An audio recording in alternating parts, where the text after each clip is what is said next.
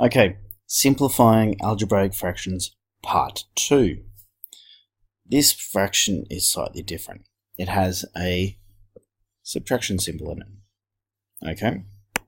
Now when there is addition and subtraction in either level of our fraction, we cannot cancel. It has to be multiplication all the way. Okay? So what we can do is we can turn the top level here where our subtraction is into a multiplication by factorizing. Okay, so we take out a common factor and multiply it in there. So let's look at our top level here. We've got 10 take 15x. Now I need to take out a common factor. Well, I know that 5 goes into both of those, so I'm going to take out the 5 out the front. Okay, and what do I have to have in the inside? Well, 5 times 2 gives us this 10. Okay, so it's going to be 2. We're going to have a takeaway there because of that takeaway, and then 5 times for the 15, that's going to be 3, and we didn't take the x out, so the x has to stay there. Okay, so there is 5, and then bracket 2 take 3x. And remember when we're working with algebra, that's actually 5 times that bracket. Okay, we just don't put we just don't include the time symbol. Now let's put the bottom level of our fraction back on, and let's see what we can do to simplify this. Well, now I haven't got any subtraction or addition outside of brackets. I've all got it inside brackets. I've got this term 5 times this side. Okay, and then I've got it divided by 5 here. Well, what I can do is I've got 5 divided by 5, so let's just go that's gone. What's left over? Okay, 2 take 3x. So to simplify this, I've gone from 10 take 15x over 5, and that's turned into 2 take 3x. And I did that by taking out a common factor, which is 5, turning the top into a multiplication, and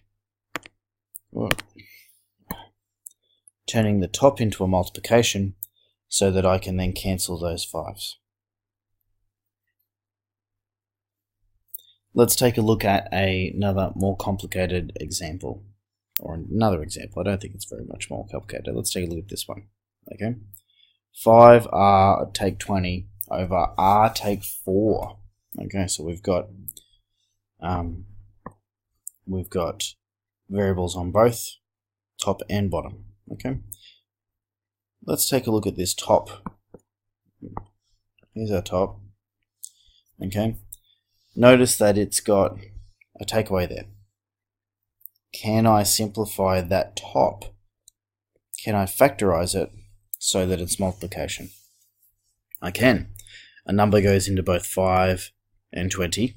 That number is 5, so I'm going to take the 5 out the front. Okay.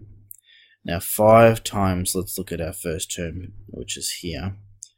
Okay, 5 times 5 is 5, so it's going to be 5 times 1 is 5, sorry. And we didn't take the r out, so the r is just going to be there.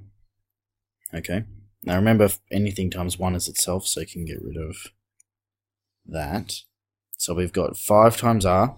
Let me show what happened there. Okay, so this is 5 times r gives us the 5r that's here.